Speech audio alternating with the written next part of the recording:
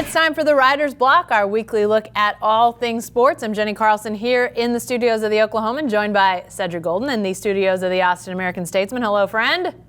What's up, Jen? Hey, we got all sorts of sports to talk about today. We're going to talk some baseball, some football, and some basketball. But let's start with baseball, which this time of year, you maybe not think much about baseball, but the Houston Astros decided to go and hold a press conference and show us all how to not do public relations. Cedric, their owner, Jim Cain, we've talked about him on the Writer's Block before.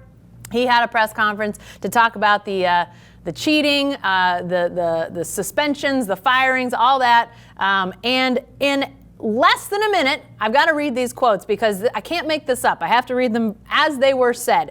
Jim Cain said, "Our opinion is that this didn't impact the game." Less than a minute later, he said, "I didn't say it didn't impact the game."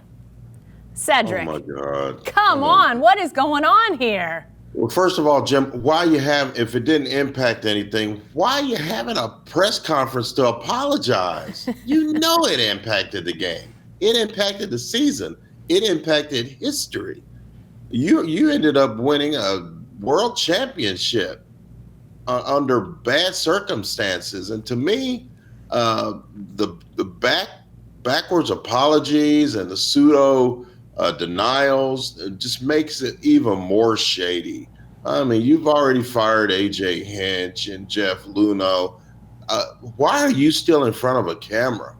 You need to let it go, because at the end of the day, Jen, he goes home and he polishes that world championship trophy that they got. And in my opinion, they cheated beyond that. 2017, I think they cheated in 2019. Why wouldn't you cheat? No one knew about it. Why would you all of a sudden stop cheating if you just won a championship? Yeah. So to me, I just think it's disingenuous.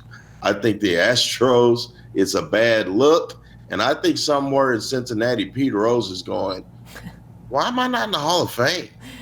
Yeah, it's definitely brought up a lot of questions about other cheaters out there who've been banned from the Hall and all those sorts of things. You bring up Pete Rose, or others, obviously a short list, but a notable list. But the time that I was sort of taking in this press conference, I was thinking there had to be public relations person standing somewhere off to the side in the back behind a curtain, melting. They just had to be thinking, oh, dear Lord, what have we gotten ourselves into here?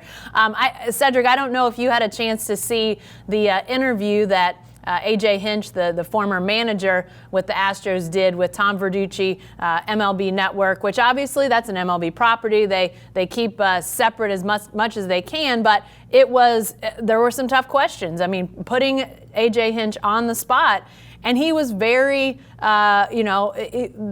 apologized. He said he was sorry. He said he made mistakes. He said he didn't go far enough to try to control the players. Apparently he used a baseball bat twice to break TV monitors that were being used in the cheating. But he said, hey, I didn't do enough because it kept going on. I mean, that's the type of contrition that you want to hear, not Jim Cain saying, I don't think it affected things. I'm here apologizing, but I don't think it affected. Cedric, that is, if we thought, if the Astros thought that having this press conference was going to put everything behind them, I think it just opens up an even bigger can of worms after what we saw today. You just don't keep pouring gas on it. Let it go away. When the season, I know with spring training and all of that, the questions are going to be there, but you should have been out in front of this thing a long time ago. And now everybody knows what's happened. And now you're basically showing up with your hat in your hand, and you got Alex Bregman and Jose Altuve. Those guys are they look guilty. Yeah. They look guilty. They got caught cheating on their wife, and the mistress is standing right next to them, and she's got on her evening gown, and they're going, hey, it was just dinner. I mean, people don't believe that, and we know what they did. And to me, I think you should let it go. We've already formed our opinions, Jen, about what happened. MLB has formed its opinions about what happened. The opponents that lost to the Astros, I know they have opinions on what happened. Ask Aroldis Chapman about that 100-mile-an-hour fastball that Altuve hit 400 feet. Yeah. Those kind of things. So it trickles down when people cheat and lie. You got to keep lying to keep the lie going. And the Astros did not do a good job of this. Their championship will always be tainted in my book. Yeah. I don't care what anyone says. It's tainted. History remembers the winners, Jen. They're going to be known as the world champions. But to me, it's going to always have a little asterisk beside it. Yeah, no doubt. I think that's very true. And, I think that letting it go, I'm not sure what the Astros were hoping to get out of putting Jim Crane in front of cameras today as spring training approaches. I don't know what their hope was, but I can't imagine that what is going to come of this is what they hoped would come of it. If this was an attempt to somehow get this behind them so that they could get back on the field, so that they could return to the games, this did the opposite. This brings it back to the forefront. People are going to be talking about it. I don't know if in retrospect putting Jim Crane in front of one interviewer in a setting much like you saw A.J. Hinch would have been a better way to go about it. I don't know what the answer was, but I don't think Jim Crane behind a big bank of microphones is something we'll see again, if ever. I'm not sure anybody in the Astros is ever going to say, all right, let's do that again. Oh, what a joke. What a joke. Crazy. All right. Hey, so we've talked some baseball. Now let's go to the hardwood. It's All-Star Weekend in the NBA, and that means some of the world's best players all gathering in Chicago for that game this weekend. There'll be a futures game, skills challenge, dunk contest, all of the different made-for-TV events that are out there. But the All-Star Game is the capper on Sunday. And Cedric, they're going a different route with the game. Obviously, lots of points usually scored in the All-Star Game. But this year, they're changing it up. They're going to reset the score after every quarter because whoever wins each quarter, that team's captain, either Giannis Antetokounmpo or LeBron James, they've picked charities and they're going to be giving $100,000 to the winner of each quarter. Now, I'm not sure why you need to reset the score. I think we can do math. I think we can look and see who wins each quarter, but they're resetting. It's basically each of them is their own individual game. Then it's not over yet. When they get to the fourth quarter, they're going to go back to the total score. Whoever's in the lead, there's then a target score, 24 more points than the leader after three quarters, 24 being Kobe Bryant's, one of his two jersey numbers. They're doing this in honor of Kobe. That score, so the leading team score plus 24, that'll be the winning score, and whichever team gets there first, they win the All-Star Game. Are you confused? I hate it. I hate it. I thought you fell asleep there for a second, which maybe you did. I'm one of those people who could sleep with his eyes open, Jen, and I was like, I mean, what are they doing? What are they doing? You know what? Kobe would hate this. I grew up with old school All-Star games, Jen, as did you. Magic Johnson, Larry Bird, Isaiah Thomas, coming after each other, talking gentle-natured trash, Michael Jordan. They don't need to be getting so gimmicky with this thing. I love that charities are involved. Anytime you can help people,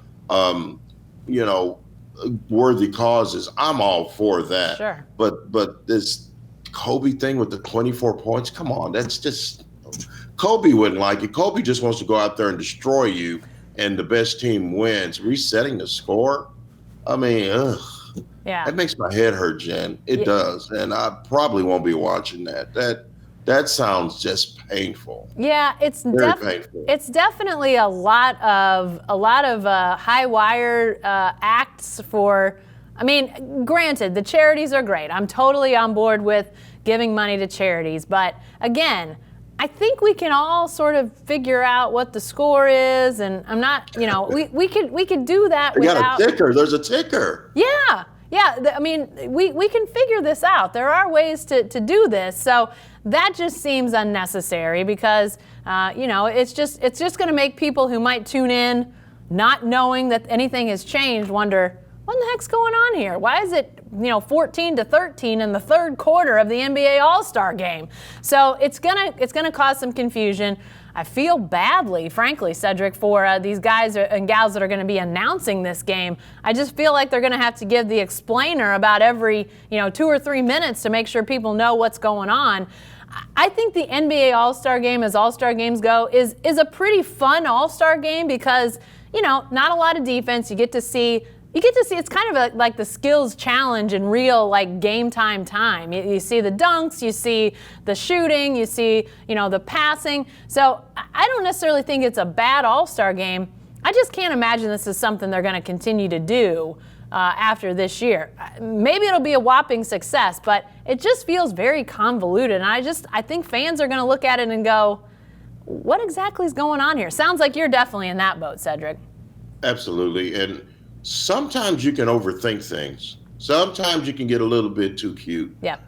And sometimes you just need to roll that ball out. And so let's have a nice basketball game.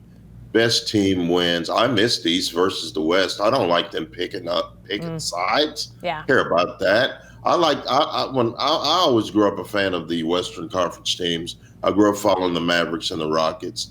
I just don't understand why they think it's cool that you just pick teams like you're showing up at the YMCA for a lunchtime run. Yeah. I'm not a big fan of that.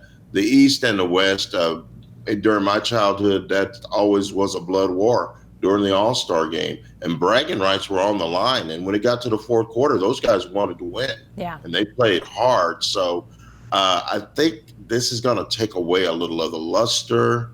I think it's going to take away a little of the old rivalries that we all grew up watching, East versus West. Mm-hmm. And the Kobe part, while very well intentioned, because I really enjoy watching Kobe, and my heart still hurts for his family.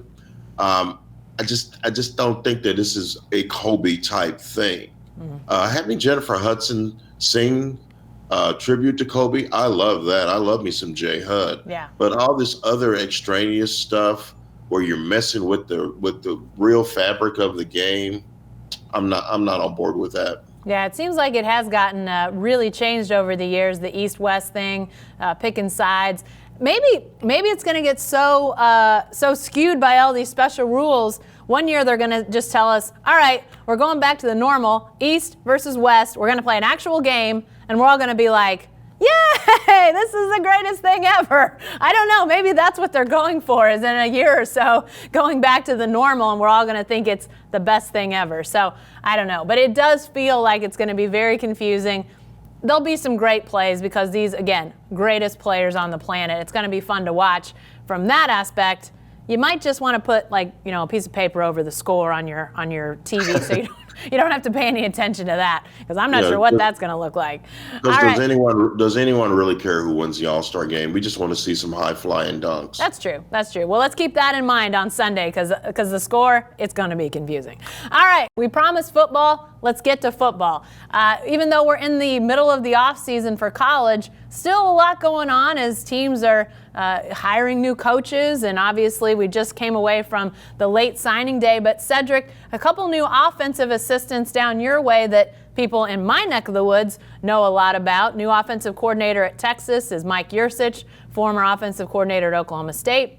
Also new to the Texas staff, Jay Boulware, who was a longtime assistant at Oklahoma. So obviously some new blood in the offense, in the defense as well at Texas. What's your impression of these guys and the impact that they could potentially have on the Longhorns after a downturn of a season last year? I really like the hires. Boulware is a personality, and he's a tough guy, and he knows these Big 12 streets. I think that was a really nice hire by Texas. I know when I read Brian Davis' story when he told the OU coach that he was leaving. It wasn't met with a great response. So yeah, Yeah. So, coming over to the enemy is probably never a good thing. So, he's going to do tight ends and special teams, and Texas has been okay in the tight end area. Special teams really could use a boost, and I think him coming in is going to help. Yursich, working all those years with the mullet, Mike Gundy and Stillwater, a big-time hire. They need an infusion of offense. He's looking forward to working with Sam Ehlinger. Sam Ehlinger is the most experienced returning quarterback in the league. He's going to be a senior. Yep. I think he's going to be fine.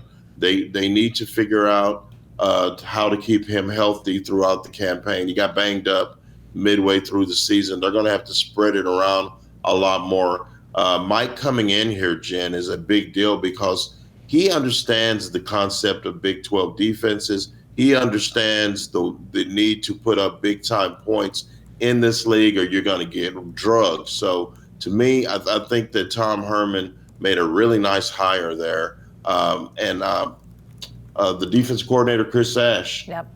From former head coach at Rutgers, yep. Tom and him have experience together at Iowa State and Ohio State. So I think familiarity breeds love in this case. Yeah. He had to say goodbye to Todd Orlando, his longtime DC. That wasn't easy, but when you don't stop people, you get fired in this business. Yep. So Texas going from 10-4 to 8-5, Jennifer, was not expected. Yeah. You're number 10 preseason and you didn't get it done. So just because you won a bowl game doesn't make everything all right.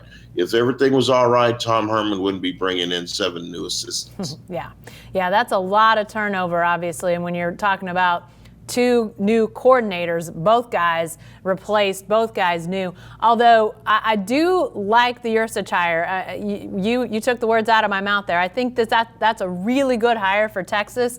Yursich spent 7 seasons at Oklahoma State. Was unknown, completely unknown when Mike Gundy brought him to Stillwater from Shippensburg, which is as out of the way as you might imagine. It is not on the college football map for most people. So came in, learned OSU's offense, really left a good mark. Fans are fickle and fans always want more. They wanted, more points all the time. So some Cowboy fans would probably say they were down on Yursich. But if you look at the overall body of work, it's hard to argue the success that they had on offense. And I really think that he went to Ohio State last year, spent a year in Columbus, and my suspicion is he wasn't nearly as involved with the play calling and the scheming of the offense at Ohio State because Ryan Day, the head coach, also calling plays, also very involved with their offense. So a chance to get back in the driver's seat, if you will, offensively. I really think it's going to be fun to see what Yursich does with an offense that does have an experienced quarterback in Sam Ehlinger, that does have talent around him. They may need to fill in some pieces, but I think that's going to be really interesting to see what he does, especially in a league that he knows well. He's been in the Big 12, was here for a long time. Personnel has changed a little bit, but he'll know those defenses pretty well. So that will be interesting. But Cedric, we're talking about this because for the Big 12, and in college football, you're talking about a league that's had a playoff team every year but one of the 4-year playoff, and that being OU. But the Big 12 struggled a year ago, and part of that was Texas not being as good. Like you said, you don't bring in 7 new assistants if everything's okay. So the vibe in Austin has got to be maybe not apprehensive, but there's got to be some thought that this year, this 2020 season, has got to be a good one. Has to be, and this is Sam Ehlinger's last season. Yeah, and he's in the record books now. He's done a really good job with this Tom Herman turnaround. So bringing in these new coaches and Yursich, we ask him about play calling, and are you going to be the guy? Do you embrace the opportunity to be the play caller, take all the criticism, get all the credit? He goes, you know what? That responsibility is what gets me off. And that is a quote, gets me off. And I was like, whoa, did he just say that? Did he say that on TV? I'm not sure. Did a Prince concert just break out in here? I was like, wow. He said that. And He meant it. He meant it. And he never said anything like that at Oklahoma State, by the way. Just wanted you to know. I don't know what's happened. Maybe Austin's got him all free and whatnot. It's a weird city, Jen. It's a weird city. You've been here. Yeah. It's a weird city. And he is hit the ground running. He's got a lot of weapons on offense. He's got Malcolm Epps, and he's got Jake Smith, and he's got Kevontae Ingram in the backfield, Rashawn Johnson, a young redshirt freshman named Jordan Whittington that scored 6 touchdowns in the state championship game in high school. So he has weapons at his disposal.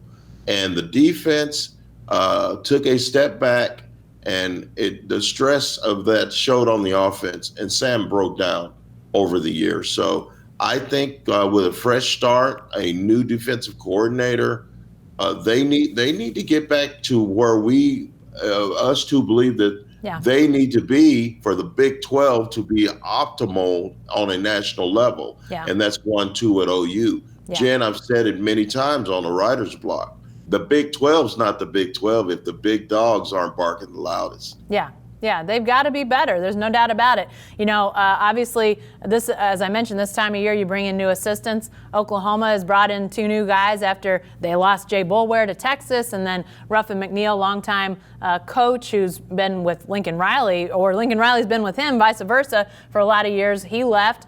They brought back DeMarco Murray, the running back that a lot of people will remember from his days with the Dallas Cowboys, his days with the Sooners. He's going to be coaching running backs, so a familiar face there. They brought in Jamar Cain from Arizona State, a guy that's going to help coach on the defensive side, a great recruiter, just a guy that they really feel like they can go recruit with. And then at Oklahoma State, you know, a team that I think is going to challenge for those top spots next year with all their offensive firepower coming back. Their new assistants, not new, but taking over the offense, going to be Casey Dunn, longtime wide receivers coach. But then they brought in another familiar name to people that follow college football, Tim Rattay, to coach quarterbacks. Nice. He was in the NFL for a while. So 49ers, yes. Yeah, and Cedric, it seems like to me the Big 12, I know that it was a disappointing end. The Sooners get drubbed in the playoffs. The bowl record was abysmal.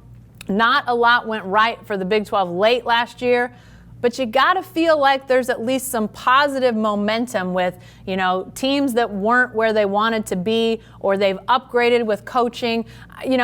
Maybe I just am a glass half full type of person, but I am. But I think that it's good to see a Chris Ash in that defensive coordinator spot down in Texas. It's good to see Baylor with a good strong hire for that job. So I think I feel like at least the hires that are out there, you like that. Now it's got to be results, Cedric. You got to get some wins if you're in those big top spots in the Big 12.